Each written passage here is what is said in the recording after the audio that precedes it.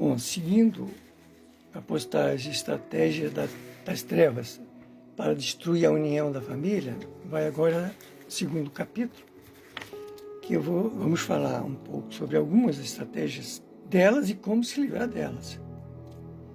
Bom, primeiro, se pelo menos um dos dois, no caso do casal, sabe que um deles vai sofrer severo ataque, ou severos, ataques, e que a treva vai usar o ciúme, por exemplo, a atração sexual, o incentivo ao uso de substâncias que vão enfraquecer o caráter de um deles.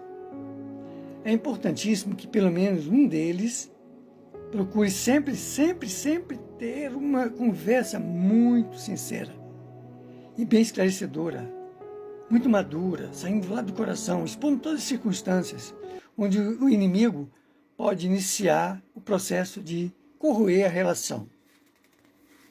Segundo, não tenha nenhum receio de falar com o parceiro, com a parceira, abertamente, apenas os dois, a respeito, por enquanto, Depois pode envolver os filhos, mas inicialmente os dois. E ninguém mais a respeito, ninguém, só vocês dois, a respeito do que dá prazer e conhecer.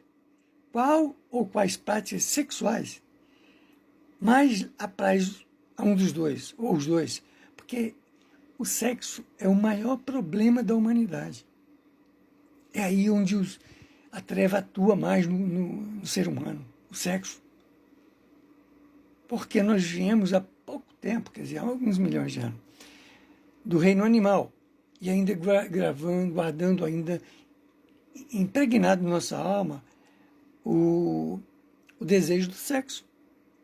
Então, o que eles fazem sabendo disso? É um mecanismo fácil de destruir uma família. Vamos fazer investida de todo tipo. Então vamos lá. Não se pode ter medo, receio de falar abertamente sobre isso, o casal. Sobre o que dá mais prazer, o que a mulher pode fazer para entreter, o que o homem pode fazer para entreter mais, para dar mais confiança. Fale tudo, não tenham vergonha de nada. Foi Deus que criou o sexo. A gente tem uma visão distorcida porque a gente distorce o uso do negócio. Mas ele foi criado para dar prazer. Tanto é que o que fez o Criador? Botou prazer no sexo. Porque já pensou se o sexo, que foi criado também para reproduzir uma outra criatura, fosse como a pessoa tomar uma martelada com prego no meio da coluna? Quem queria fazer sexo? Ninguém ia querer. Então, ele, inteligentemente, claro, colocou muito prazer naquilo. Só que tudo nós temos e, infelizmente, a gente pode ir para o desvio, porque o equilíbrio está sempre no meio. Entendeu? O mau uso sempre destrói tudo. Beba muita água, você vai morrer de barriga estourada. Entendeu? E a água é uma coisa inofensiva, mas o mau uso, a energia nuclear está aí para produzir energia elétrica, para movimentar as cidades, os planetas, as nações. Mas o homem faz o que com ela? Usa para fazer arma. Então, tudo tem um uso útil. É só procurar saber e empregar de maneira útil. Então, começar a conhecer quais as práticas que dá mais prazer. Claro que não estou sugerindo a submissão ao masoquismo, que é o uso já desenfreado do sexo, que vai destruir o casal, destruir interiormente cada um. Mas normalmente o homem tem a função sexual muito mais aguçada que a mulher, e isso torna até, por não ter aquele não é um problema, mas é a natureza da menstruação, que já incomoda muito a mulher. Isso tudo tem que ser conversado entre o casal. O marido tem que saber o que está acontecendo e a mulher tem que saber explicar isso para o marido. A recusa da mulher em praticar o ato sexual, por exemplo,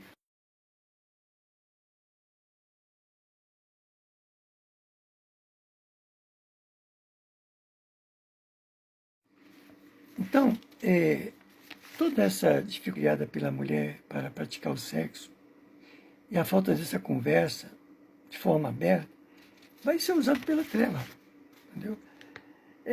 Isso vai tornar o homem muito vulnerável e a mulher também vai sofrer com isso. Até porque, muito comum no ambiente masculino, um homem que não demonstra muito interesse pelo sexo oposto, ele é visto como uma pessoa afeminada, entendeu? E isso afeta o orgulho próprio e é motivo de assertiva da treva.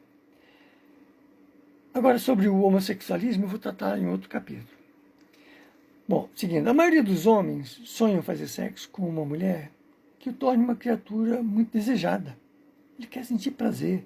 Ele quer também achar que está produzindo prazer na esposa, na mulher. E que essa mulher seja a fonte de todo prazer, sem limites. Claro, sempre levando aquelas reservas do masoquismo, né? Não entrar nessa. Mas claro que o aconselhável é que haja sempre essa exceção contra o masoquismo. E as práticas que podem levar à contaminação pela falta de higiene, que precisam ser conhecidas. Combinado, acordado, conversado, apresentado, entendeu? Tudo tem que ser conversado abertamente. Não se pode ter vergonha daquilo que Deus criou. Ele criou o sexo. O sexo, para nós, é visto ainda por muita gente como uma coisa assim deturpável, como um crime. Não, mas se fosse, Deus não teria criado. E eu já falei aqui por que Deus criou e como criou e por que botou prazer nele. Então, conhecido, né, exposto a todas essas coisas, causas que prejudicariam a moral íntima levada a deteriorar a criatura, as coisas erradas do sexo, conhecido tudo isso, conversado, muitas portas vão ser fechadas para a treva. Outro grande equívoco é normalmente a mulher usar o sexo como um elemento de punição ou de troca, né? É perigoso isso.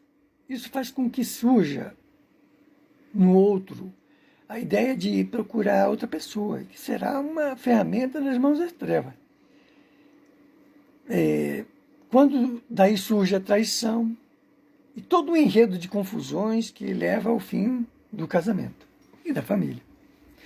Outro equívoco é quando um dos dois, sendo mais comum na mulher, que não consegue alcançar a satisfação plena pelo orgasmo, e não sabe ou não se importa em explicar ou tem vergonha ao parceiro, isso se torna mais outra brecha para a treva entrar ali e se fazer em cima daquilo, né? Então, aí vai mais outra vez a sugestão de manter o relacionamento conversado abertamente. Não podemos esquecer que um dos dois ou os dois estarão sendo sempre vigiados pela treva, pelos inimigos, em todos os lugares. Aqueles que têm inveja da gente, que nós prejudicamos no passado, e que não nos perdoaram, e nós também abrimos brecha, e o planejamento divino deixou por nossa conta, porque aqui se faz, aqui se paga. Não existe esse negócio de perdão. O perdão nasce da nossa vontade segura, fé, em querer resolver essa questão primeiro, perdoando, amando, procurando auxiliar todos aqueles que dependem de nós, nesses casos aí também, né?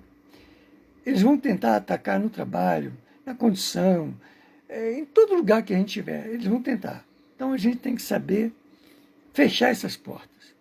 Eu vou parar aqui, vou ter que fazer em 3 capítulos, porque já está se estendendo muito.